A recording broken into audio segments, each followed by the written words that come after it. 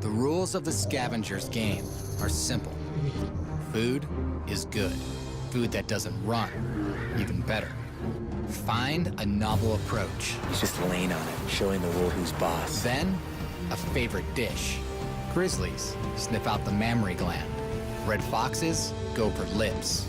Skunks flash a warning, then relish the soft parts. There's a wolf howling. They all know the score in the fight against starvation. It's survival by any means necessary. I'll find Yellowstone's ultimate scavenger. Going high alert. Unless it finds me first. Sometimes the scavenger ends up being the scavenged.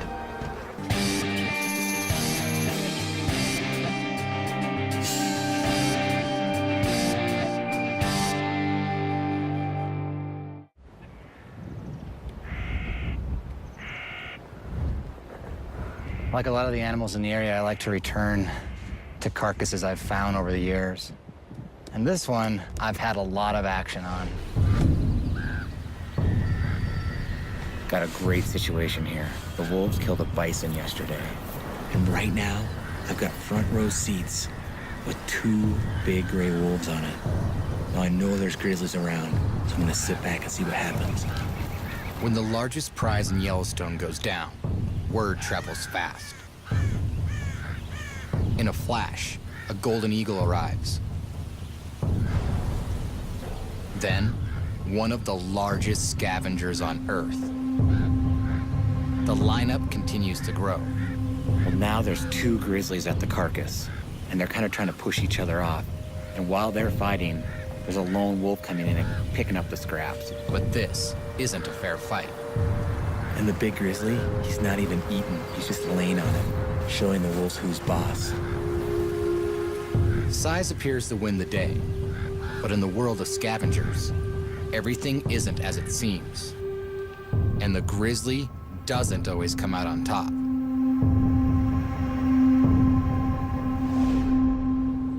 To see how these animals stack up, I return here, just outside Yellowstone.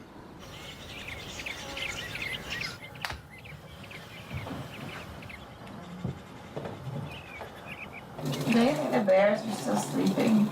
No. The robins are singing out there, so the bears are awake. There's a twist. I've brought along a second pair of eyes. My wife, actress Missy Pyle. Today, we start our search.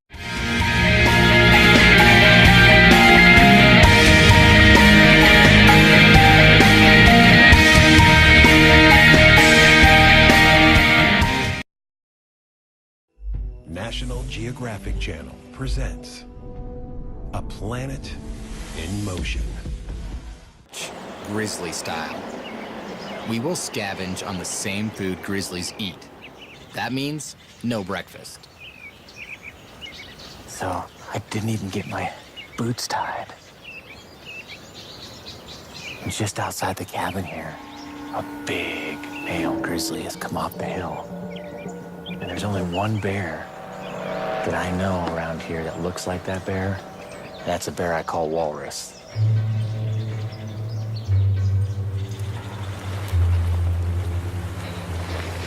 This morning started off with a good cup of coffee and a bear sighting right off the bat. So we've thrown from our... the window of the cabin. Yeah, so we threw our packs on quick. Now we're gonna try to catch up. But one of the biggest issues is not forgetting that there are probably 50 other bears around here. So getting fixated on a bear like this can be fatal. We still haven't found the big boar. He's likely out here moving across, but surprising how good a bear, even of that size, can hide down in that sagebrush.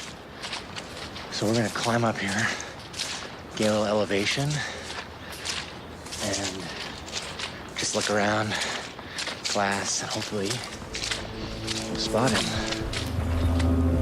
During our ascent, a storm blows in. And our scavenger diet starts to take its toll. I must eat something. Oh no, here comes the puns.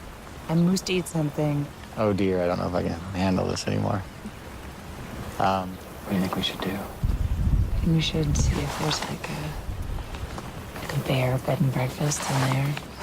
We can see if there's a vacancy.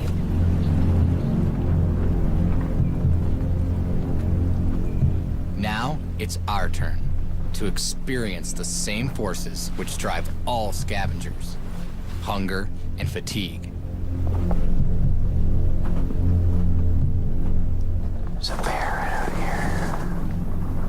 right out here in the meadow. See it right over the top of the sagebrush?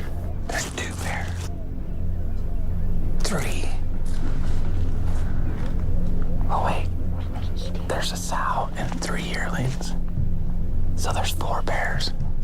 And it's just cool to see a female with 3 cubs. That's pretty outstanding.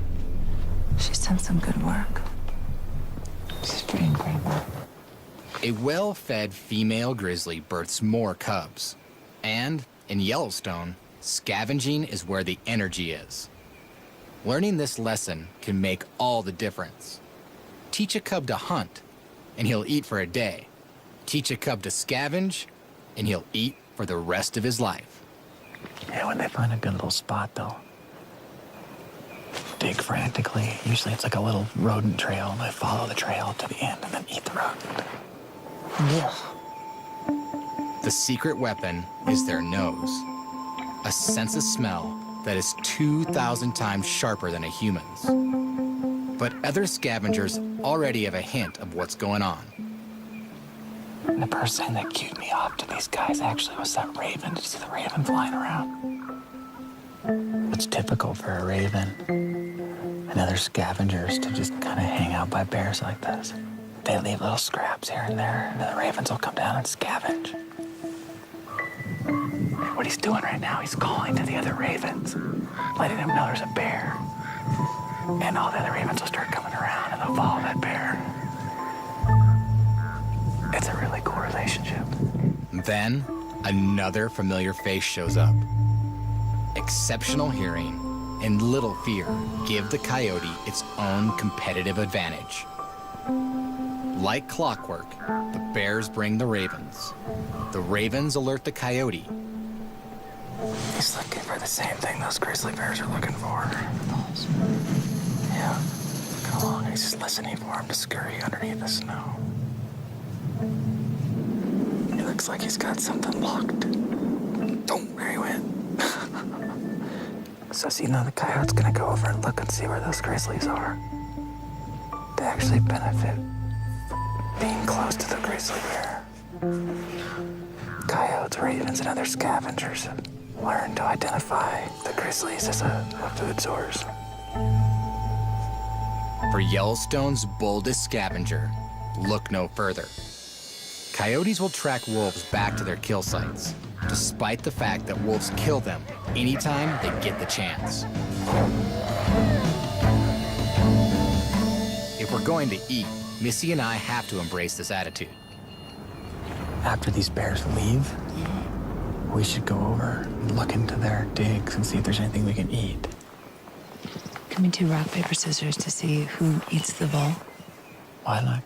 Let's not eat the... I don't know if I want to eat the bowl, but like... Why not? probably be bad for you. But we could go over there, just like the raven, follow the bears in their dig spots, and if there's like pieces of roots or anything like that, we can eat that. How did I get myself into this? It'll be fun. Over the years, I've scavenged from bears on a few occasions. This is like literally fresh Kodiak killed sushi. Pretty dang good. Now I'm gonna go with the muck tuck. Same thing that the polar bears down at the bone pile have been raving about all week.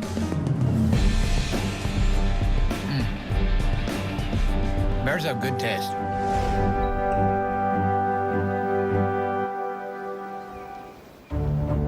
We can't get too comfortable here. Sow grizzlies with cubs are known for aggression towards humans. The bears suddenly turn and charge right for us. They're all getting a little worried about Mom. Running right at her. When do we have to worry? Just pay attention.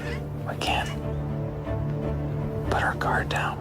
What's our plan? But the wind is whipping around, so they could be smelling us or another bear, but it's just starting to get them nervous. The bears smell a threat, but they can't pinpoint our location.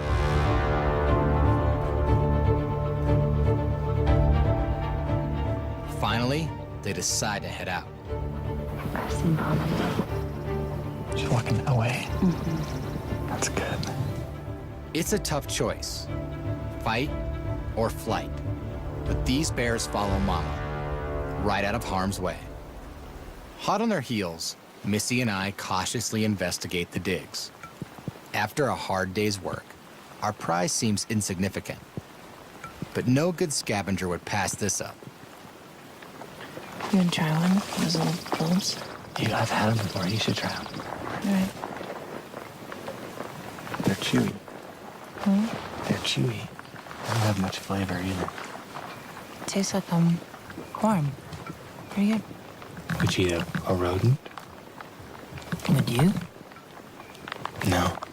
Maybe if, if it's cooked a little bit on a spit.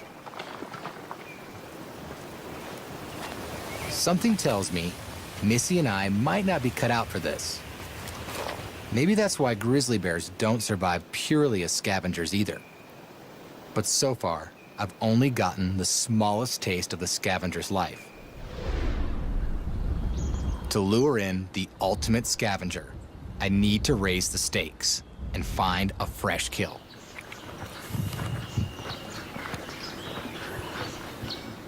In the world of scavengers, one thing you don't want to be is the last one to the carcass.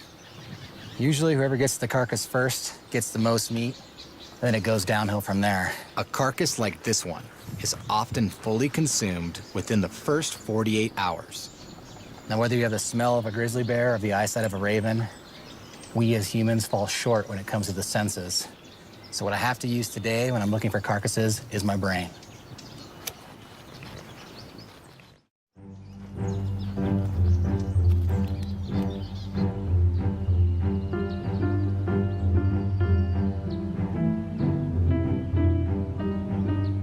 So right up there is a turkey vulture.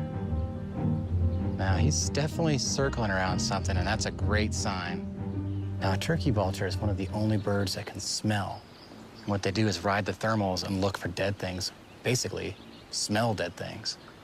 For vultures, scavenging is a total way of life. Their acute sense of smell allows them to be one of the world's only exclusive vertebrate scavengers, feeding solely on carrion. But I need to meet one face to face. So today, I want to get close to one of my favorite scavengers. And to do so, I brought in a carcass. Meet Pilgrim, a rescued turkey vulture who works with handler Becky Keene as an ambassador bird to show a side of the vulture that is too often overlooked. Because they do such a dirty job. They're actually very sophisticated in how they keep themselves clean. She's got no feathers on her head. So when she's digging in those cavities, carrion is not sticking to her head. And they're more of a social bird also. You know, you'll see them in groups sometimes. So that's why she likes the entertainment. Odd as it seems, this carcass is not her idea of a party. So it's obvious that Pilgrim's not digging the carcass too much. It's big and a little scary. So what I'm gonna do is grab the leg, a little smaller piece, and bring it over here and see what she thinks. I'm gonna put it right here. The Pilgrim's showing off her big, beautiful wings and those beautiful feathers. They actually use them to defend the carcass and kind of take control. And probably the best tool to have for a carcass is that beak right there. And it's designed for ripping and tearing meat. But instead of demonstrating on the carcass, she's demonstrating it on my leg. Ow! Along with a powerful beak, vultures have another trick up their sleeve. To smell a carcass from the sky, they rely on these see-through nostrils. More airflow equals a better nose for death. A turkey vulture can actually smell a carcass up to 19 kilometers away. When I'm out in the wild, I often use turkey vultures to find other animals. They can find a carcass way before I ever can. This bird is definitely circling right over this ravine here, down kind of in this creek bottom. So there's a good chance there'd be something dead over there.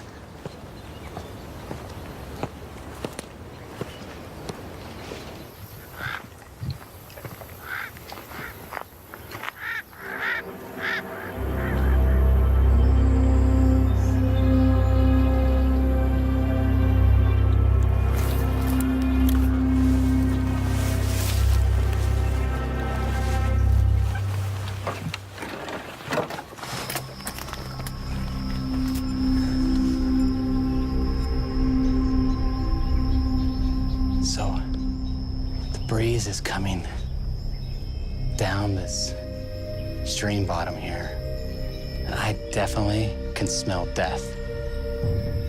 It is thick down in here. One of the worst things you can do is sneak up on a carcass. Could be a lot of things, so I'm going high alert right now.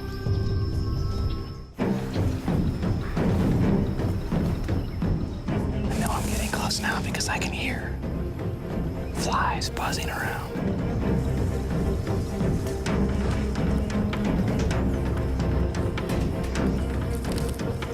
Oh, right there. I can see something laying right there. Looks like a dead deer.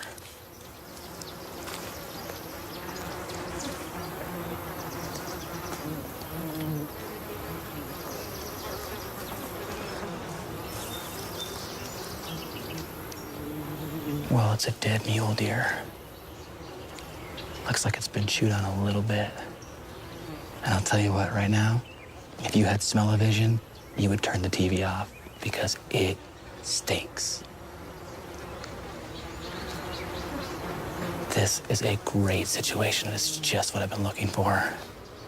Almost a full carcass with a lot of meat left.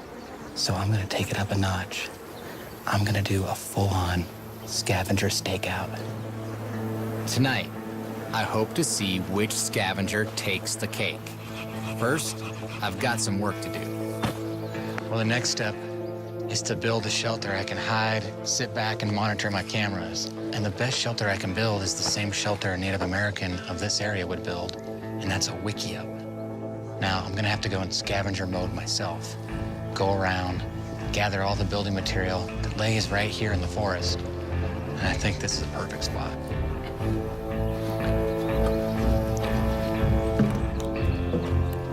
Wickiups are quick to build, easy to abandon, and sturdy enough that many still stand to this day in Yellowstone.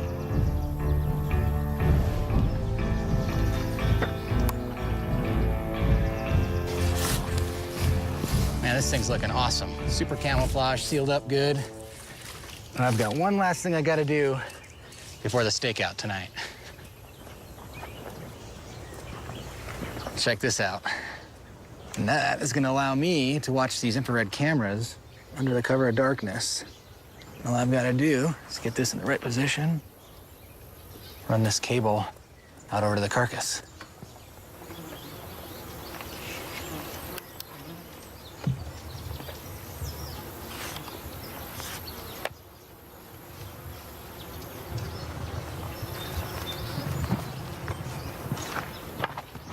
Sun's going down. It's time to get into the blind, get all my cameras set, get things in night mode here. Looks good.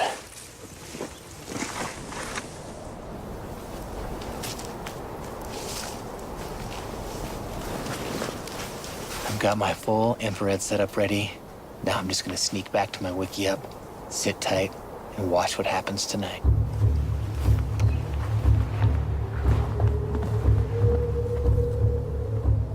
It's one thing just to set up remote cameras, go back and review the footage, but I really just want to be here next to this carcass, actually experience these animals coming in. It's a long shot, but if it happens, it'll be really, really cool.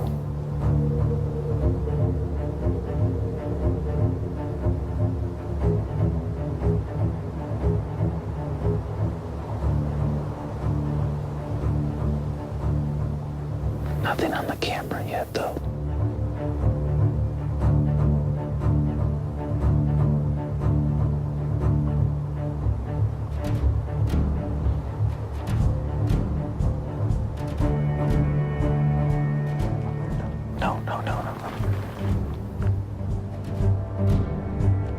Mountain lions weren't on my list.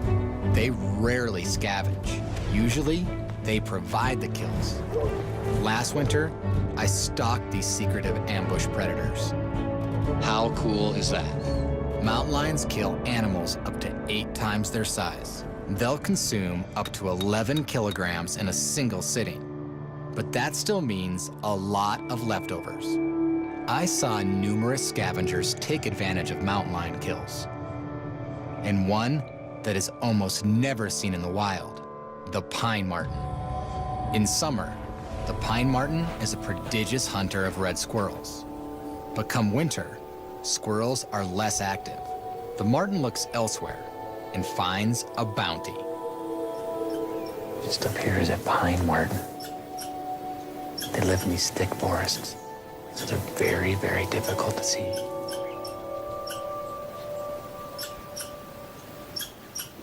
They like to eat squirrels, chipmunks, but they'll even raid birds' nests. But they're also very effective scavengers. Stealing a killer's dinner is a risky strategy. But martens have an exit plan. Filmed with a high-speed camera, the dexterity of these fleet-footed weasels comes alive.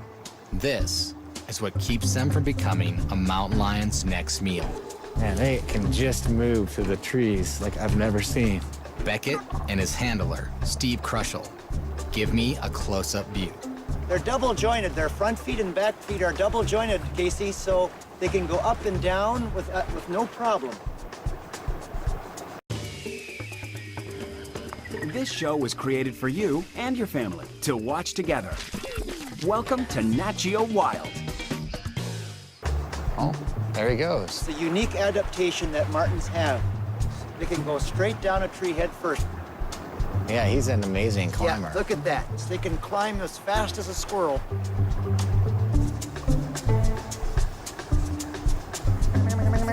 Whoa, he is like lightning. You are so fast. Martens showcase a talent for survival, but not dominance. When push comes to shove, speed only gets you so far. The real contest will be settled here at the deer carcass as soon as the lion leaves.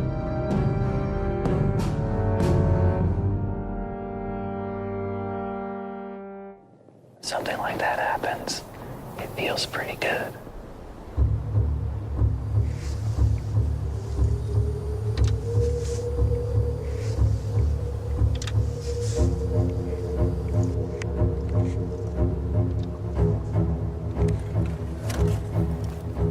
I just heard something out there. I just heard.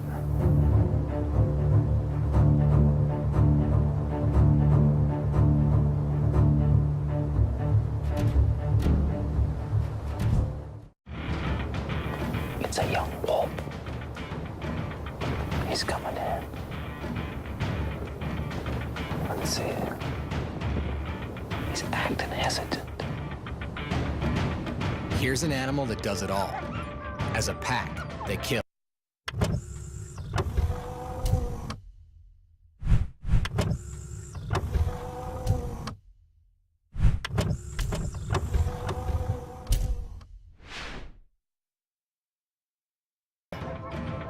Yellowstone's wolves kill and eat an elk every 2 to 3 days.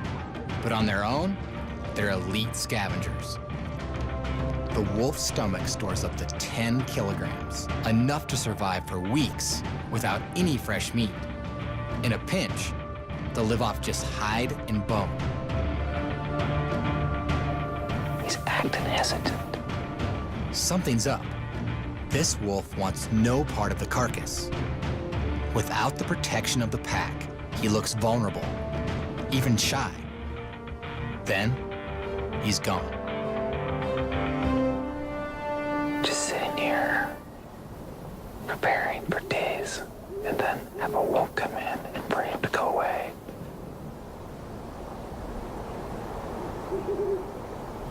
It's a real bummer.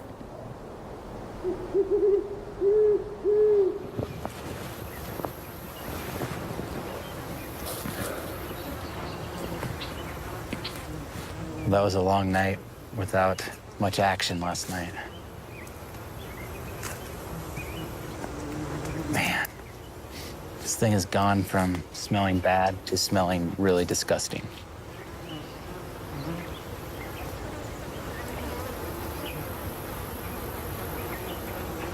Oh, man, wow.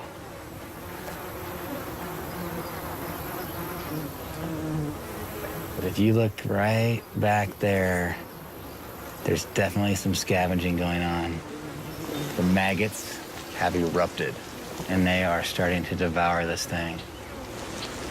Now, we're not talking just a few maggots. We're talking millions of maggots, all different ages. It's like a river of maggots moving in and out of this carcass. And you can see the steam coming up. And this thing is really alive, even though it's dead. Maggots are the secret weapon in the scavenger world. What they lack in size, they make up for in force. The maggot mass generates heat as it digests. It can reach a blistering 53 degrees Celsius. And heat means steam. Millions of these tiny insects can liquefy and devour 60% of a carcass in just 3 days, growing to 5 times their original size. Oh, if you look right down in there, there's some other insects.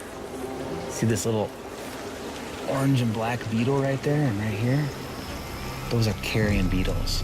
They're meat-eating beetles, and they will do their part to destroy this carcass too.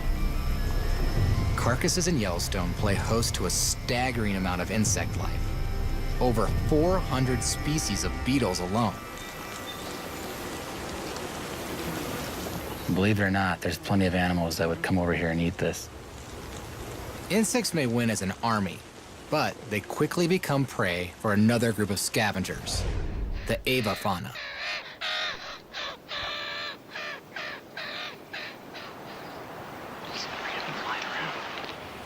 To be the ultimate scavenger, one quality stands above the rest: intelligence.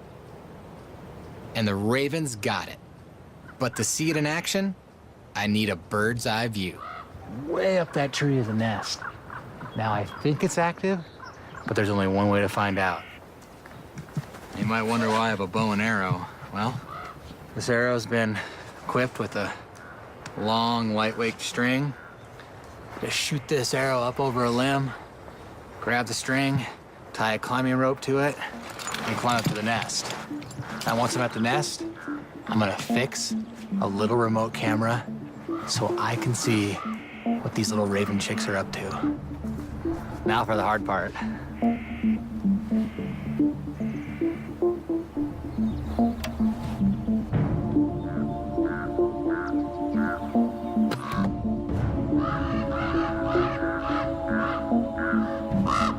Not too bad. And you can hear Mama and Daddy Raven are not very happy. Try to do this quick to minimize impact on the nest. Get out of here.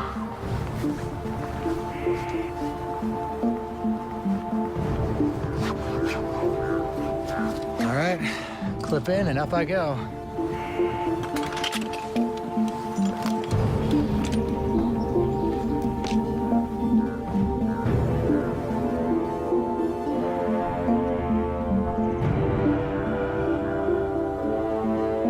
Right about now, I wish I could fly like a raven.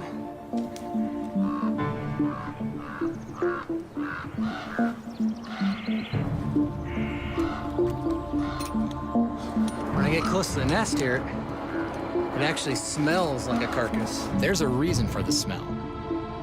Ravens return to the nest with morsels from the carcass to feed the chicks. I can hear the little guys in there.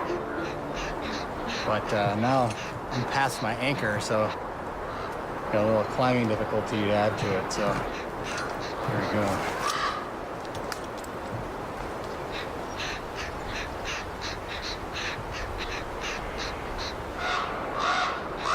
Now they think I'm Mom.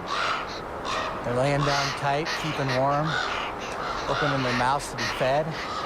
These little guys don't know any better yet. They just think I'm a funny-looking raven. It's gonna be really cool to watch these little ravens grow up. The chicks are right on time. The raven hatch coincides with peak food availability. It's one of the big reasons ravens are the most abundant avian scavenger in Yellowstone. The other reason is a peculiar intelligence that is still dimly understood. They use beaks and wings to communicate with human-like gestures. They arrive in swarms to overwhelm larger scavengers. And they connect the sound of gunshots to fallen carcasses nearby.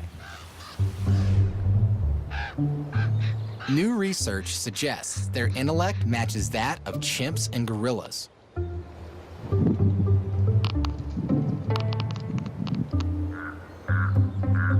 A few more flight lessons, and they'll arrive here, in the middle of the action. But the raven's smarts don't make it top bird in Yellowstone's pecking order. That honor is irrefutably held by an eagle. To see a bald eagle in its scavenging prime, I leave Yellowstone for a place that's equally wild. Southeast Alaska, at the peak of the Fall Salmon Run. And I'm here to witness one of the biggest scavenging events that I've ever seen. Amazing. This gathering of the eagles on the Chilkat River is the largest concentration of bald eagles found anywhere on the planet. Thousands of bald eagles have come to these shores to feed on the dying remains of chum salmon just after they spawn.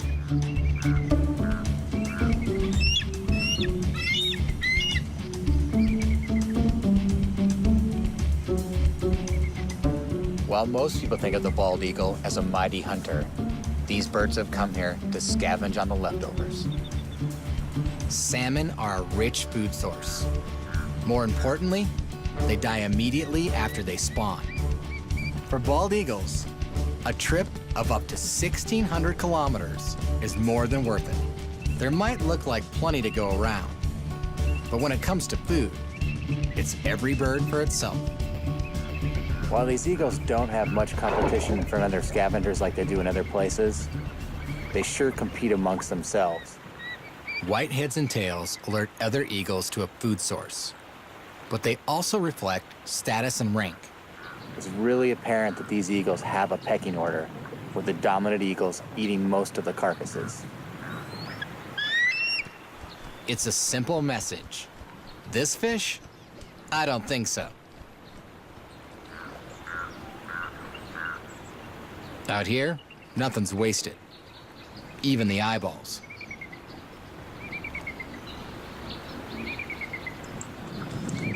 Scavengers really complete the circle of life. When these salmon swim up these rivers and die, the eagles find new life in them. It's really quite a beautiful thing. And life goes on. And what a beautiful place for life to go on.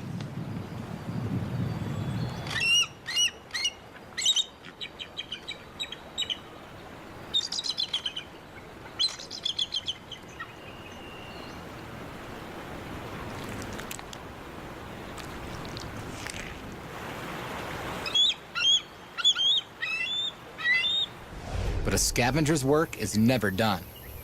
It's time to return to the stakeout, and someone has paid a visit. Unbelievable. My wiki up is just right over there. If you look here, you can see where a bear used its jaw pressure to bust open the bone, eat out the marrow, and lay it right here and matted the grass down. Pretty cool. Lucky for me, the carcass is still intact. But I don't want a repeat of last time. Preparing for days, and then have a wolf come in and for him to go away. It's a real bummer. It's possible the wolf caught wind of my human scent. To put the odds in my favor, I need to be undetectable. I don't want animals to come back here and get scared away because they know I've been here putting cameras up, so this stuff will kill the scent.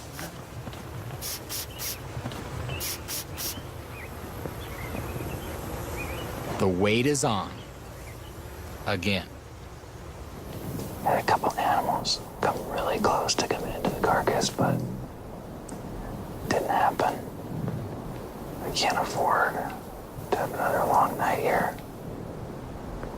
Too many more nights, and the maggots are gonna eat the whole thing.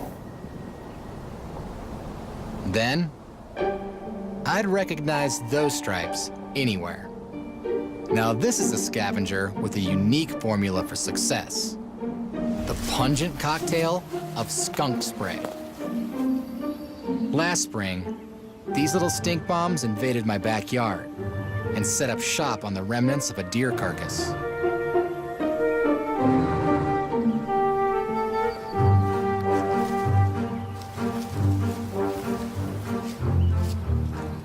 But this little guy hasn't learned his best defense yet.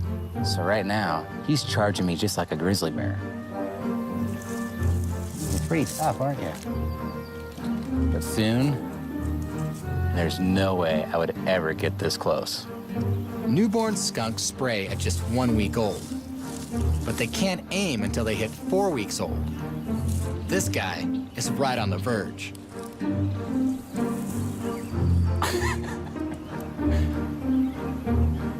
As long as that butt stays away from me, I'm okay.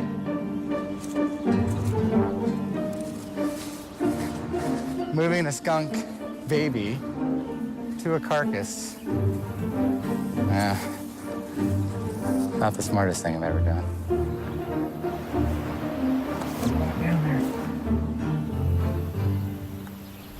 Outside the wiki-up, things get more interesting by the second.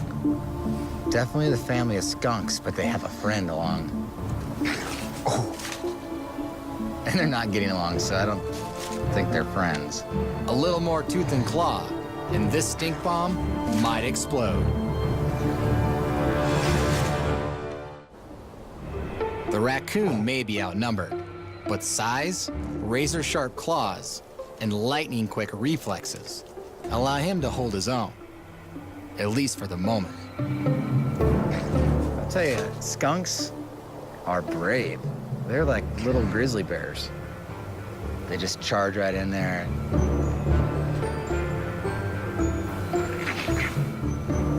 Wow. Oh, I think that time the skunk made a direct hit. The raccoon's trying to clean himself with a spray. Skunk spray is like tear gas, a volatile brew of noxious compounds that chemically irritate eyes and sinuses.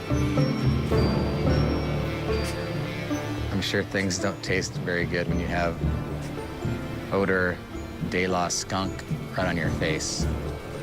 Something tells me this raccoon won't push his luck next time.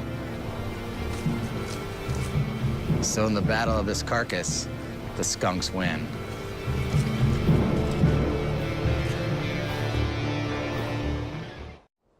Inside the wiki-up, the night is still young.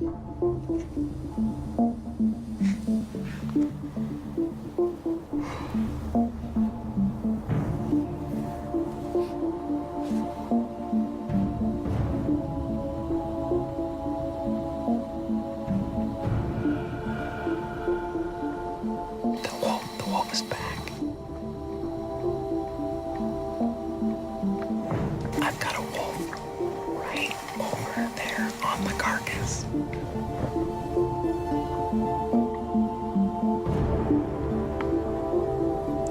This wolf is brave. It took a risk, broke away from the pack.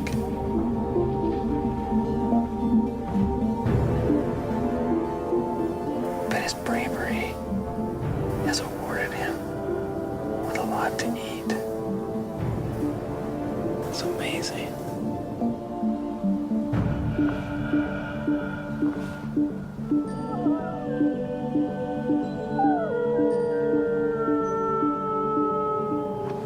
There's a wolf alleyway. Unbelievable. Everything I thought I knew about this wolf is wrong. For starters, he's not alone. And he's not shy. He's the bold one. He probably knows I'm sitting right here. This right here is why I set all this up for this moment right here. And my patience has paid off. And it's just so cool to be right here. To get a glimpse into these animals' lives is really, really hard. But when you get it, it's so worth it.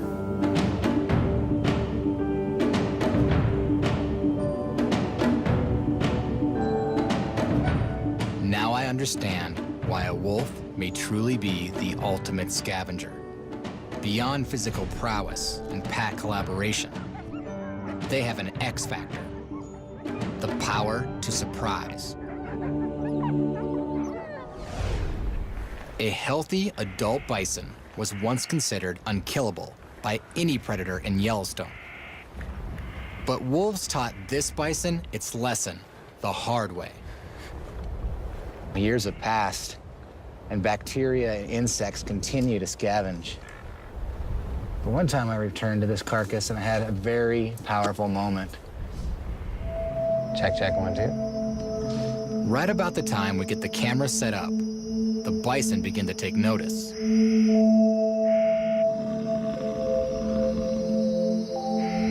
He smells their friend hurt.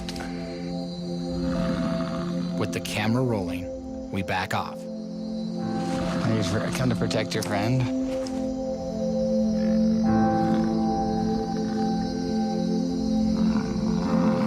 Yeah, let's go back over here.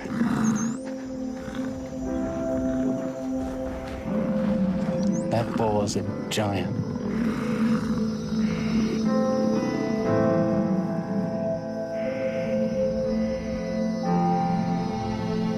It's amazing. They started getting kind of rowdy, and so it's a good chance that was a bison that they knew, part of their herd.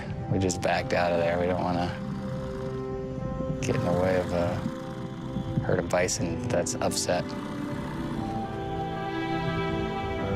And that bull who came in, he made some of the most wicked, crazy noises I've never heard in my life.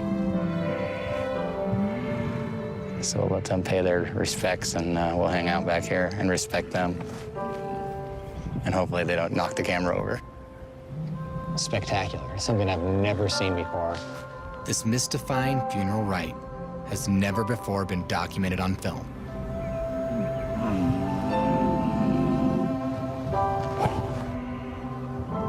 A single wild bison carcass amidst the oldest living herd in lower North America becomes somehow something more.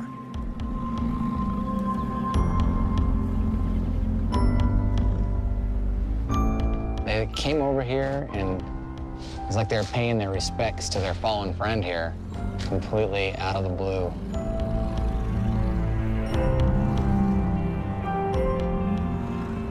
It's something I'll never forget.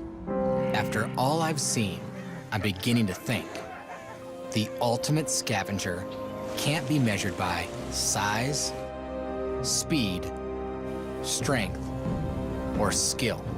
Instead, it's the animal that understands how to best use everything it has to keep playing the game in this world or the next.